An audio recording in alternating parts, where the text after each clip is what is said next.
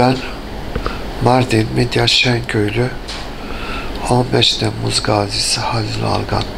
İş yerim vardı Laleli'de.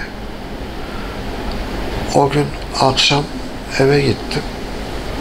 Tabii ki televizyon izlerken hep aynı şeyleri görünce darbe olduğunu anladım. Zaten o esnada dışarı çıktım.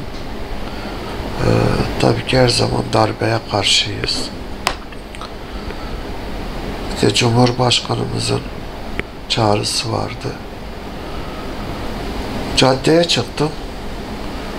Caddeden işte emniyete doğru ilerledik. Bir sürü binlerce vatandaşımız vardı. Tabii ki ben de onların arasına katıldım. Nereye gittiklerini söyledim. Emniyete gittiklerini söylediler. Toplu binlerce insan topluca emniyetin önüne gittik.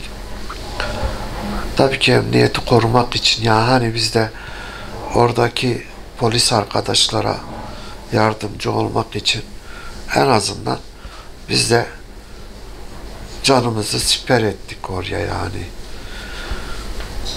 Oradan herhalde belediye başkanımız da herhalde Cumhurbaşkanımızın bizi havalanında beklediğini söyledi. Atış alanı Esenler Köprüsü'nden aşağı indik ana yola. Zaten araç yoktu. Binlerce vatandaş, bir kısmımız da araçlı. Tabii ki yol boştu, sadece biz havalanına giden insanlar arasında araçlı insan da vardı. Çoğumuz zaten yayaydı. Hafif bir ilerlemeye başladık. Arkadan bir ses geldi. Döndük baktık. Arkadaki grup tabii ki tank geldiğini gördük.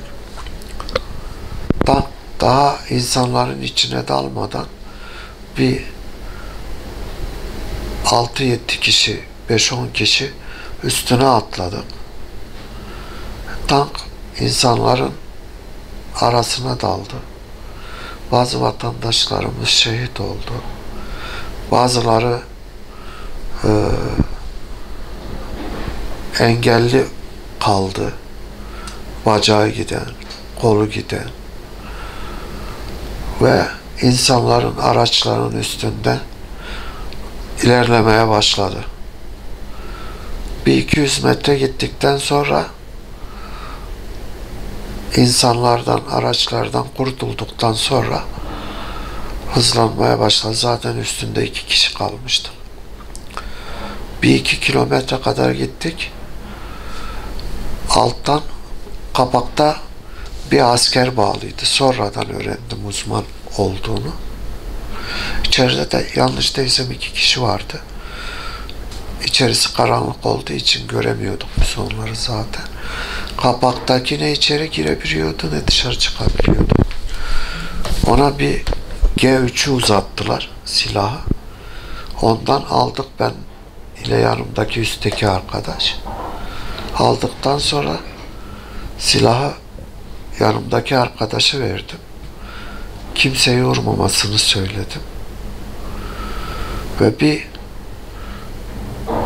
toplamda 3 kilometre, hatta daha fazla tankın üstünde ilerledik. Takozlar vardı tankın üstünde. Biz topluluğun içindeyken 2 tanesini kafalarına vurdum. Bir 2 tane kalmıştı herhalde. Bir tane daha vurdum onların kafasına, içeridekileri. Sonra biraz ilerleyince hafif silah sesleri geldi. İçeriden bize ateş açtılar. Benim bir tanesi koltuk altımdan girdi. Sol akciğer omurilikten dışarı çıktı. Oradan çıkarken tabii ki siniri yaktı. Arkadaşım da herhalde yanlış değilsem 2 tane kurşun karnına yemişti. Şükürler olsun duyduğuma göre o 2 hafta sonra yürüyerek eve gittiğini duydum. 1,5 ay yoğun bakımda kaldım. Zaten uyandığımda bir deri bir kemik kalmıştım. Bir ayda odaya aldılar, 2,5 ay. Sonra Ankara'ya tedaviye gittim. Fizik tedavisine gittim. Zaten bu 8 yıldır bir daha dönmedim İstanbul'a. Tedaviye Ankara'ya gidiyorum bazen. Yılda 2, yılda bir. İşte yatıyorum evimde gece gündüz. Bir yıl Ankara'da tedavi gördüm. Ankara'da bir ev kiralamıştım. Bir 2-3 ay hastanede kalıyordum. 2 ayda evde kalıyordum. Bir yılı doldurduktan sonra memleketim Mardin'e geldim. Sonra buradan ayrılmadım. Sadece tedavi için Ankara'ya gidiyorum. 1000 kere şükürler olsun Allah'ımıza. Tabii ki şimdi iyi insanlar var tabii ki. Ama belli insanlar da var. İlgisizlik diz boyu. Geçen yıllarda tabii ki Mardin'imiz hep geriye gitti. Belki bilirsiniz, yokuştan aşağı yukarı çıkarken betonlaşmalar, orayı betonlaşmalardan temizlerken orada AVM yapıyorlar.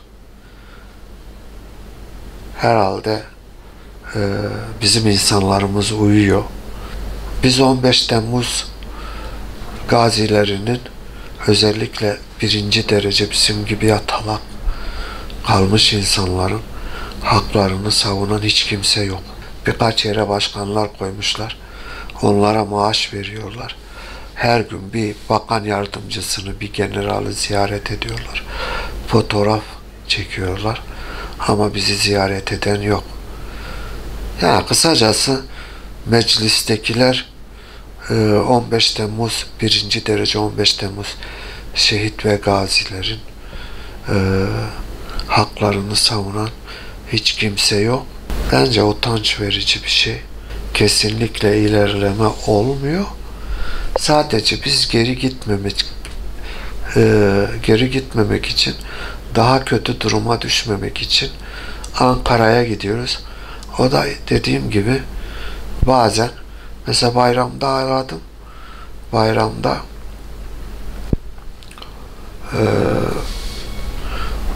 bir arkadaşım vardı, gazi arkadaşım vardı.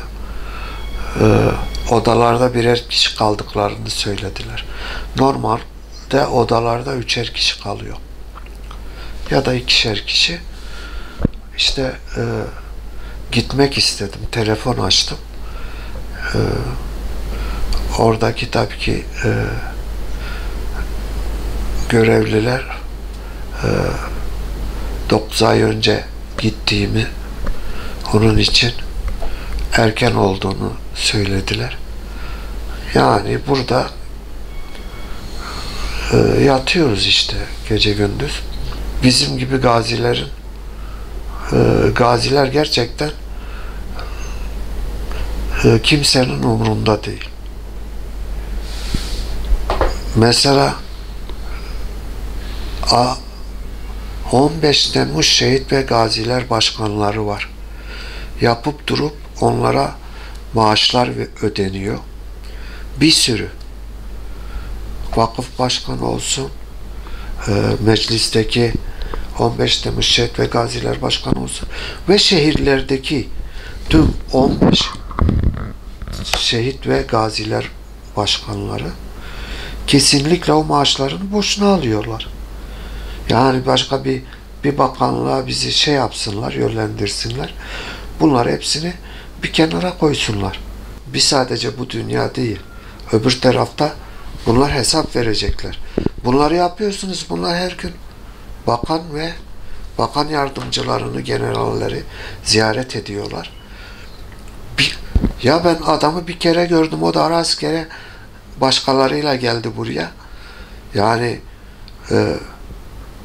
yalandan başka bir şey yok. Bizim ne hakkımızı? Bizim normal güvenlik görevlilerin hakları var mesela. Yani onların 10 yıllık kira hakkı var. 15 Temmuz gazilerin yok. Örneğin onların yeşil pas raport hakları var. Bu 1. derece gazileri söylüyorum, yatalak. Bizim yok. Ya saymakla bitmiyor. Ya hani Sayın Cumhurbaşkanımız tamam çıkıyor, şey yapıyor da Filistin için de bir nebze uğraştığını görmedik. Bir bakanı gördüğümüz yok. Ama yine de bizim Allah'tan başka kimseye güvendiğimiz kimse yok. Bunu herkes böyle bilsin. Yani